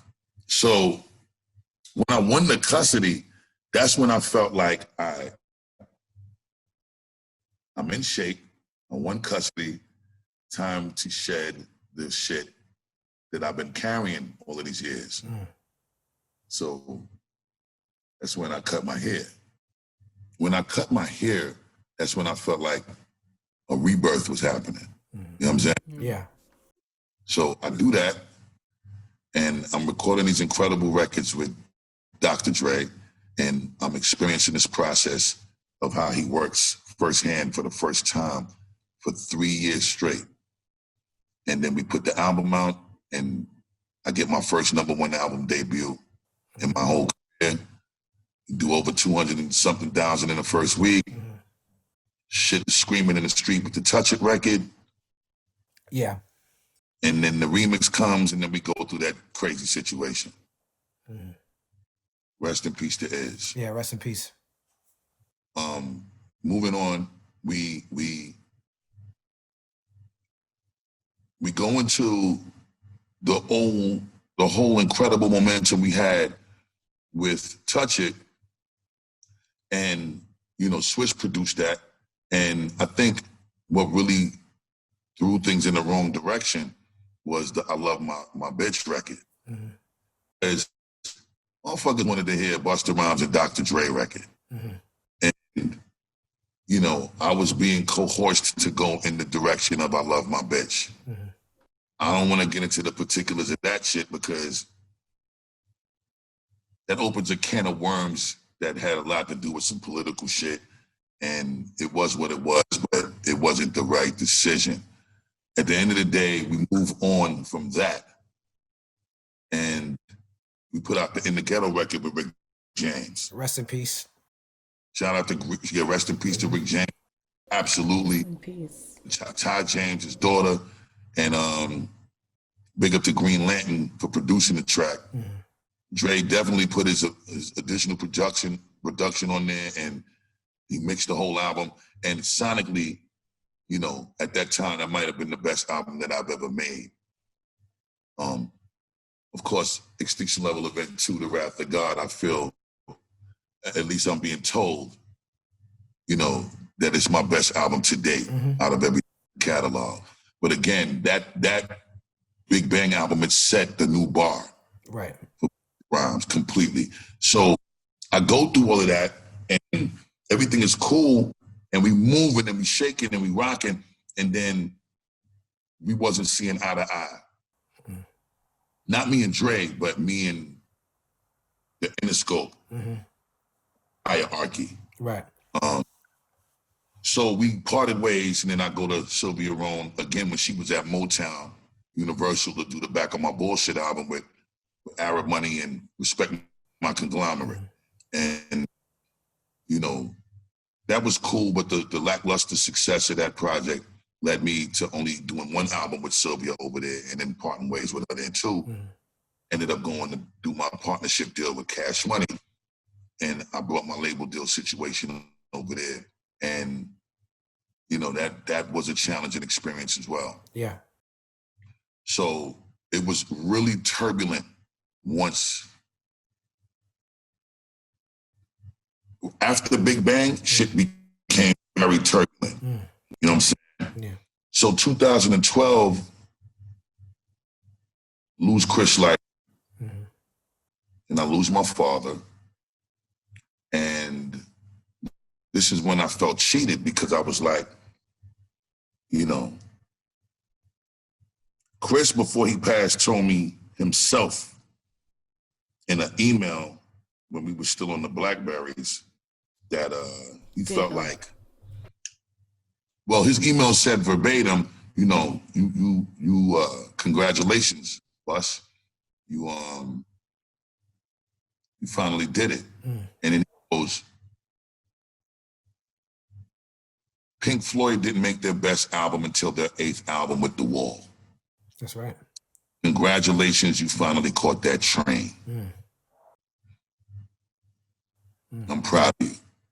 And he started popping up to the studio randomly with different people, from his kids to other execs to other artists, just for me to play shit. It was almost like, you know, when you tell somebody about something, but you got to prove to them what you were saying. Yeah. So, I need you to come with me. Let me show you. If you think I'm bullshitting, come with me. Let me show you. You know? Mm-hmm. It was that type of shit. And Chris would pull up on random days, unannounced, for the first time out of my entire career. So if you are this proud of this moment for me, and then I lose you before I get to put the shit out, and then I lose my father before I get to put the shit out, I'm like, this is not the way that this is supposed to have played out. I didn't wait this long to fucking come to this time and have this moment for y'all to not be here for me or be here with me to celebrate it with me and watch this win get secured the right way. Yeah. So I just felt broken, like my spirit was broken behind that for a long time. And obviously I can't let my family down. So I got to continue to do what I do to provide for them. But outside of what my obligations were on that level, I just really didn't give a fuck about nothing else. All that gym shit and being healthy shit and fucking, I could give a fuck about any of that. My only concern at that point in time was trying to make sure these bills was paid, make sure my businesses was running outside of music, and make sure that, you know, my kids and my family's lifestyle that they was used to all of these years wasn't compromised. Right. But as far as me, I wasn't happy at all about a lot of shit. And again, I didn't have a home for this project. So on top of losing Chris and my father, while I'm being told by Chris, finally, after 22 years of him managing me, I made my last album. They're not here. I don't know where I'm putting this album out through. And I'm unhappy. It just led me down this downward spiral of careless neglect about my own personal well-being. So,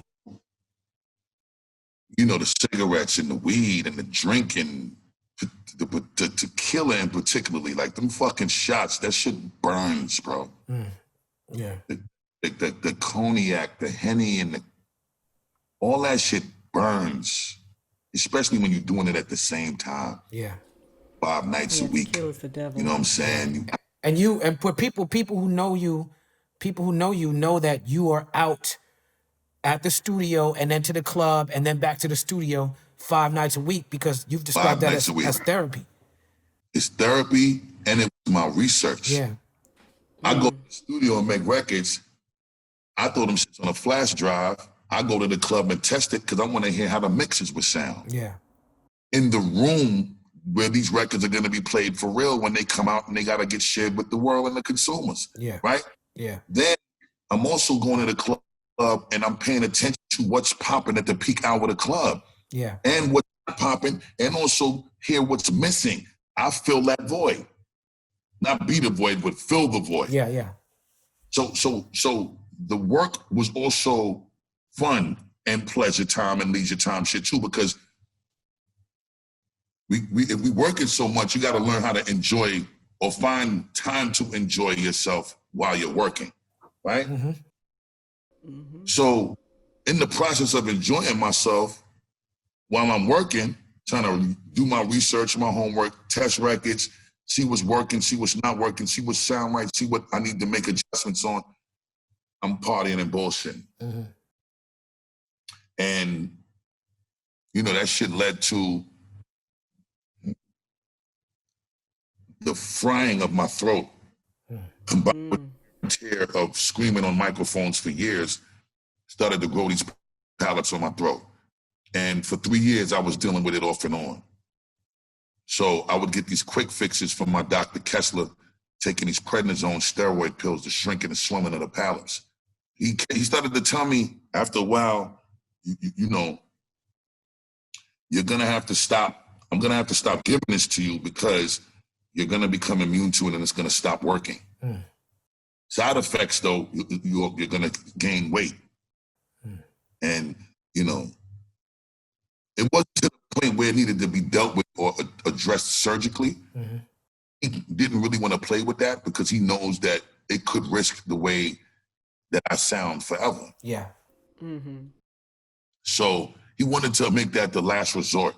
So for years, you know, I was going to get these treatments until he would stop me from using it.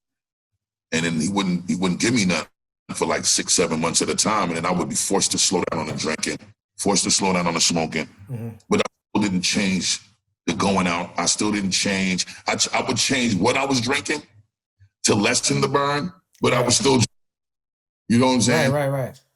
Still eating fucked up, still smoking tree. Like if I was gonna fall back off for the drinking, I would smoke more. Right. Mm-hmm. The late night eating, going straight to sleep, not training at all for long periods of time. You know, when you in the studio, you sitting around. It ain't like you running up and down flights of stairs and shit. You ain't walking around the studio. You in the booth smoking. You trying to come up with bars. Right. If you're doing your job right. Right. You know what I'm saying? You sitting still and you trying to. The brain is overworking, but the body isn't. Mm-hmm. So, you know, all of this shit. A year, 2-3 years of this shit. I went from like 245, 250 to 309 pounds and 310 pounds, 312, 315 pounds. It was like, all right, my breathing was changing. Tying over the time my fucking shoes became challenging. Getting up in the morning, walking out the master bedroom on the way to the kitchen to get something to eat. Your kids see you when they up early. You put your hand out to give them a dap. They going past your hand and they giving your stomach a dap. You know what I'm saying? Right. That shit wasn't feeling cool. Right. I ain't like that at all. So, you know, it just led to where it got to a point where it was just like, all right, something got to be done, but I ain't ready to do it yet. So now, you know, I'm knowing that I got to do something, but I still just didn't wrap my mind around when I was going to start because I was also still fully engulfed in the creative space of doing the album. And I was so much in the zone of making the album. I didn't want to compromise the creative, not doing or being as free as I wanted to do my thing and be. Right. So the straw that breaks the camel's back is I'm shooting the video to Czar. After Czar video, we go to this club called Poppy's in LA. My man Fred Matters is DJing. After the party is over, we throwing so much shots back. By the time I get in the car, I instantly go to sleep. I'm in a coma now. I'm down, sleep. Wow. Not a literal coma, but I'm so deep sleep, it's like I was in a coma. Right. Driving, we go to the crib, but I'm not driving. My security is driving. My son is my road manager at the time. We get to the crib, and it took them like 15, 20 minutes to wake me up. The worst case is sleep apnea kicks in. The way I'm breathing is so fucked up. My son is looking at me. He's scared to death. He tells the security, yo, I need y'all to talk to my father. I'm too scared to talk to him. I don't want to hurt his feelings. I don't want to upset him, but he needs to know this is a problem for me. So the next day I had to go to the throat doctor because I was losing my voice from all of the turn up from the night before. The doctor sends me, he looks into my throat and he sees what's going on and he starts panicking on some, oh my God shit. I need to go to the emergency room now. And I'm like, tell me what's going on. And he's like, I need you to go and I need to call an ambulance. And then I'm like, well, what the fuck is, keep saying all this other shit, you ain't telling me what it is. And then he was just like, look, the polyps grew so big that they're blocking 90% of your breathing passage. I need you to go to the emergency room because if I let you go home and you catch a cold, just something as simple as a common cold in your throat, that last 10% gets clogged up from a swelling, from a gland, a lymph node, something, you can die tonight. So I was like, wow. That was really scary. I never had nobody tell me nothing like that in my entire life. Oh, I told him I'm not going to the ambulance. I'm gonna drive there. But when I knew it was real, is when he made me sign a document that exonerates him from any backlash if I end up not going and something happens to me. Mm-hmm. That's when he was on some fuck that. I can't take responsibility if you're not going to UCLA Medical from my practice in an ambulance. Right. I said, all right, cool. So I go to UCLA Medical. They admit me immediately. The next day I did the surgery. He said they can't wait. And then I had to stay a little bit on the next day just for recovery. Mm-hmm. And I came out just in time to go to Nipsey's memorial send-off at Staples Center. Wow.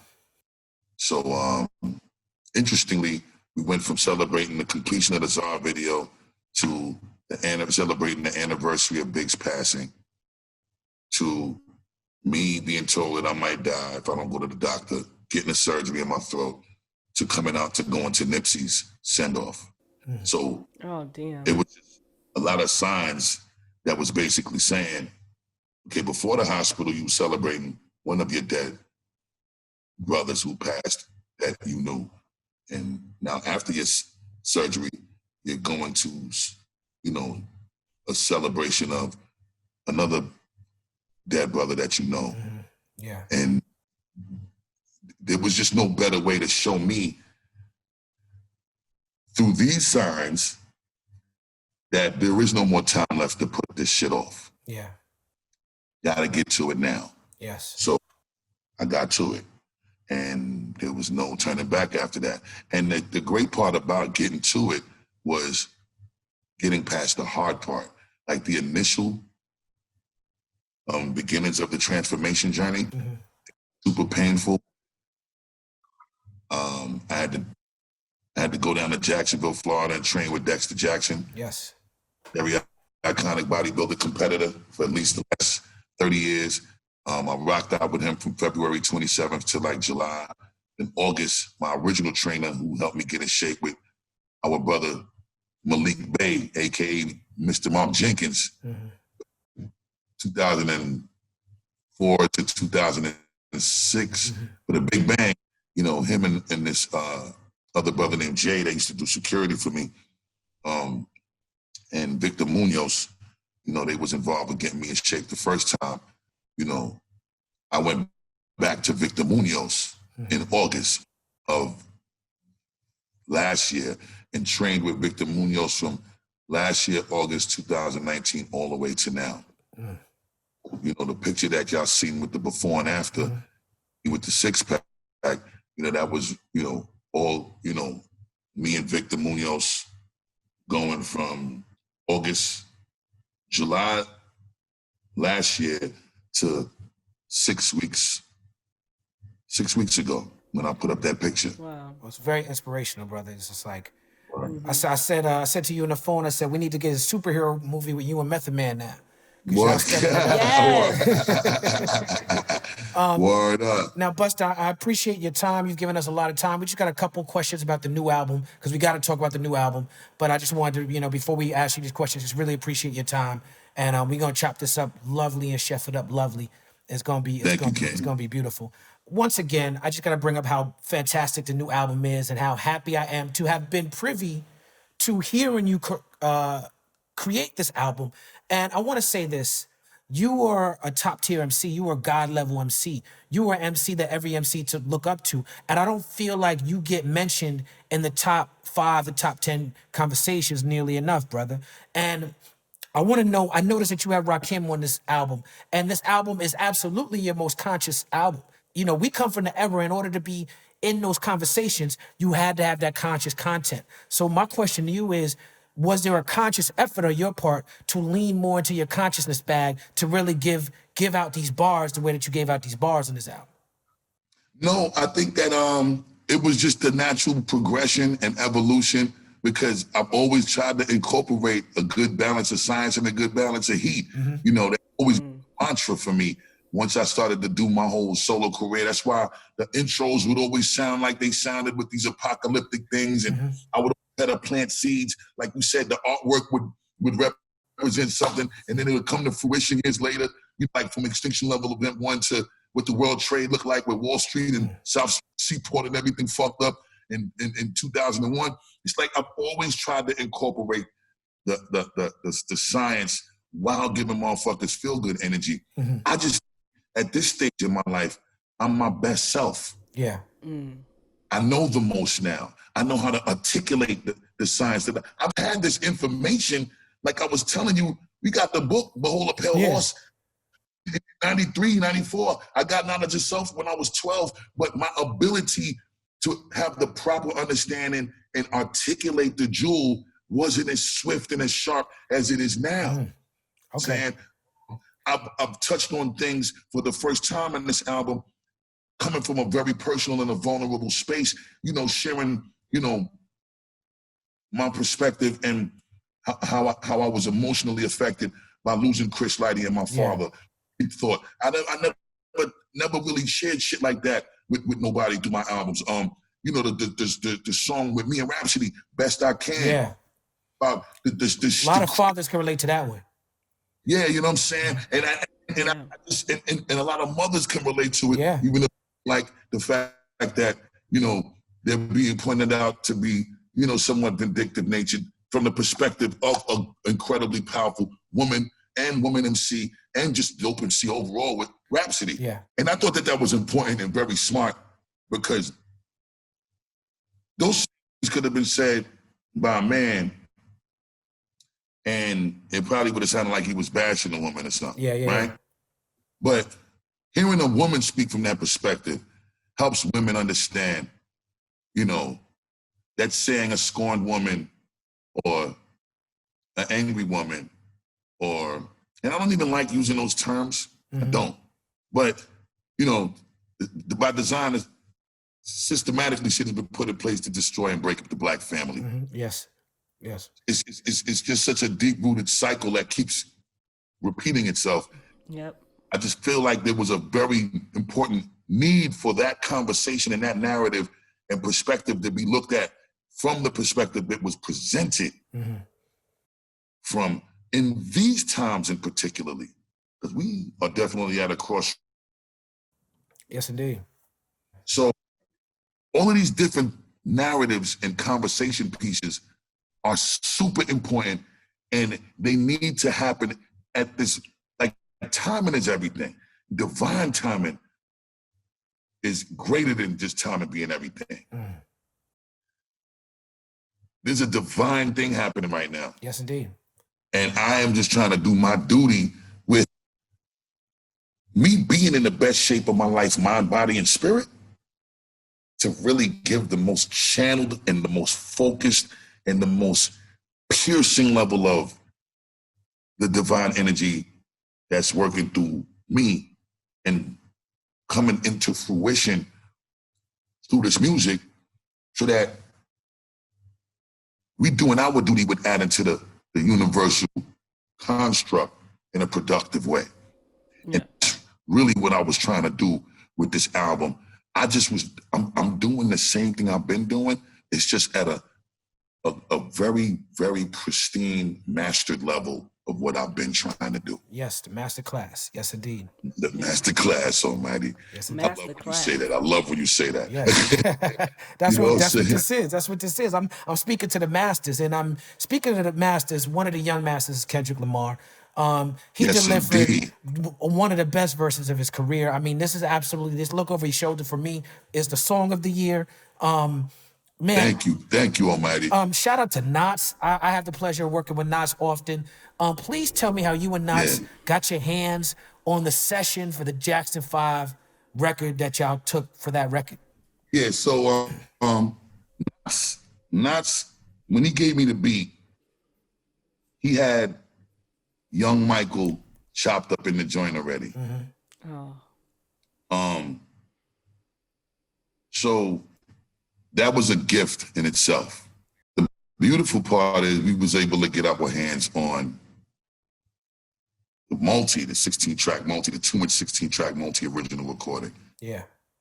Michael and, you know, his brother was the Jackson 5 and the original recording of I'll Be There. So that's when we was really able to play with it and have fun with it the right way. And that's how, you know, all of the different components from the end of Deep Thought with Michael singing by himself, a cappella, goes into Look Over Your Shoulder in the album sequence. Yeah. But when Kendrick got involved with the song, it was interesting. There was another beat that me and him was going to do over a Q-Tip record, a Tribe record from a false start of the Tribe album, of a beat that when Tip made this beat, he went back in the bag of the sonics of how production was when he was doing it for Low End Theory and for Midnight.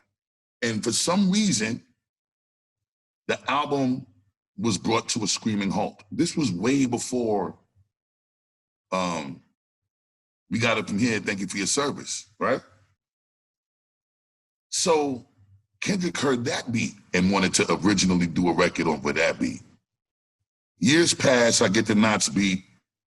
I stumble on it, I send it to Dave Free when Dave Free was still with CDE. Big up to Dave Free. And I think they was overseas, and I told Dave, you know, I'm gonna give him both beats and let Kendrick pick. So when Kendrick heard Look Over Your Shoulder beat from Knots, that was it. About a week or two later, I got that verse back, and it was like, oh shit. I gotta go in the motherfucking drawer and pull out the Ginsu knives that I don't usually use. Mm-hmm. And we're gonna slice this shit up the right way. And we're gonna do what we need to do to this to make this a complete gift with the gift wrap and the ribbon on it to gift the fucking world with it. Man, it's such a gift. It's such a gift. Yeah. Thank you, my brother. So, Thank you, super. Thank you, beloved. And super shout to Knots. Yes. You and him have a special relationship. Yeah, man. It's dope. Oh, yeah. Yeah. Knots has been a part of my life for 22 years straight. Knots came on board the family and the team to help shape the Busta Rhymes solo career sound. The original, foundation of the Busta Rhymes sound is DJ Scratch. That's right. And Knots got in where he fit in, and he was a significant addition to the sound. Swiss, mm-hmm. Of course, the incredible late great J Dilla, yes, and Big Bro Rockwilder. That's right. So those, they're like my go-to Avengers. That's right. Whenever I die. The Beat Avengers. Yeah, the Beat Avengers. Yeah. I don't start no album without them five. Yeah. And whoever comes in, if they could fit the framework that they create as the foundation of every one of my solo albums, then they'll be able to secure for themselves a slot on the production side of my projects. If you can't, get in properly and add to what they create as a template, then it ain't, more than likely it's not gonna happen. Right. You know what I'm saying? Mm-hmm. Those brothers are definitely the key components to the Busta Rhymes solo sound, and Knots has consistently displayed and delivered, just as all four of my other brothers from that same foundation of production. Yes, for indeed. me. Yes, indeed. Yeah. A lot of classics. Thank you, brother. So I'm sure that you don't know, but I'm a comedian and I do roast battle. Recently, you did like some old school roasting on T.I. Fucking hilarious. I wasn't ready for it. I saw it on the Shade Room and I was just like scrolling by. I was like, what? Okay, it was very playful. We know it was all in fun. And playful. Yes, we know it was all in fun. You only roast the ones you love, in the words of the roast master General Jeff Ross. Yes. So they wanted to set up specific time-sensitive conditions in order to face you on Versuz. It never happened, unfortunately. But will.i.am made a video saying that nobody is equipped to fuck with Busta on Versuz. I don't know who you would battle either. I have to agree with him. But you even offered to battle two artists at once. Yes. No. You even offered to battle two artists at once. Oh yeah, absolutely. How does it feel to know that you're essentially a ringer when it comes to Versuz? It feels good. It just feels a unfortunate because I still have yet to find an opponent, and I want to have fun. Yeah. But other than that, it feels good to know that Busta Rhymes and my catalog and just what I have been able to significantly contribute to the culture is something that is respected enough for any opponent, even in respectful competition and celebrating each other. They have to think twice about getting in the ring with me. So it's a bittersweet, but it's still flattering. You know what I'm saying? No doubt. What I would like to see is a music video versus, and you and Missy could do that. That's a good idea. I would love to do it with Missy. That's my sister, and I love her very much. And it would be super glorious because we got so much history and stories to tell from Electra way down to now. Yeah. You know what I'm saying? The way I would do a versus with Missy would be really in complete celebration and support of her. Because, I understand my sister well enough to know that Missy don't step out often. So when she step out, it's a big deal. Yeah. So really, damn, they got to turn this into like a celebration of Missy because I don't get to give her flowers often. That's right. I agree. I get my flowers a lot more regularly than she does because I step out often than she does. And, I just want to personally give her flowers in the way that she deserves it because I understand probably better than a lot of people as far as MCs, with the exception of people that's from her immediate circle. I don't think anybody knows how to give Missy her flowers better than Timbaland and all of them. Which Timbaland is one of the bosses of the Versuz platform, Swiss. But, I take great pleasure in saying that I know my sister well enough, not only from the Electric days, but with both of us being Violator and also both being a part of us being like the main two clients that Mona Scott represented in Violator and outside of Violator that would properly know how to celebrate Missy. That I would love if there was ever an opportunity to do it, that she would choose to do it with me, especially if it ain't gonna be nobody else. You know what I'm saying? I would love for it to be me and my sister. Well, you gave Missy her flowers, and we gonna do that too. And we definitely gonna give you your flowers, brother, because you have earned them and you deserve them. And I just want to take the time to say, one, it's been a journey for me down memory lane, because everybody from your engineer, who you plugged me in to work with me and Diamond on our project, to James Cruz, who I was on the phone with James Cruz all during the beginning of the summer, setting up me and James Cruz trying to set up celebrations to celebrate Chris Lighty. You talk about Chris Lighty. I've been on the phone with Kamal all summer, talking about activism stuff and just your special relationship with Q-Tip and the conversation that y'all been having with each other over these records that has continued onto the new album. There's just so much love in the room, man, and I really appreciate you, to the fact that you and me, I get to rap on beats made by your son. You know what I'm saying? Like, it's just it's the family connection, brother. And I really love you and I respect you and I honor you. And man, I seen you battle Old Dirty Bastard at the Supper Club back in the day. You put Old Dirty on a new album. You know what I'm saying? Like, there's so much connections, and you have sort of provided a blueprint for me. And you know how songs trigger memories for you back in the days. Conversations I've had with Busta Rhymes, moments I've had with Busta Rhymes are a blueprint for my journey in hip hop. And I truly, truly appreciate you, brother. And the People's Party is glad to have you. We're honored to have you. Thank you so much, Almighty. I love you so much. Yes. I say it gracefully. I say it consistently. I say it proudly. You are really, truly, and have always been really and truly one of my most genuine brothers and support systems and friends. Again, like you said, we could have building sessions, ain't got shit to do with music. There's some real life grown man shit, and we'll discuss personal shit to get guidance and advice from each other on. Discuss activism shit and give each other guidance and support on, and MC shit, doing what we love just as a skill set. Like, even outside of business, we don't even worry about business when we work. It's just send me my marching orders, show You know what I'm saying? And it's gonna be like that for infinity lifetimes. I love you dearly. I hold you in a high, very high regard, and let's continue to keep it going and keep it growing, Almighty. Yes, indeed. The People's Party welcomes Busta Rhymes. Salute, General. Salute, General. I salute you as well. Peace to the God and peace to the peace. Queen Jasmin. Yes, peace to Jasmine. One No love. doubt. Thank you, Thank y'all. y'all.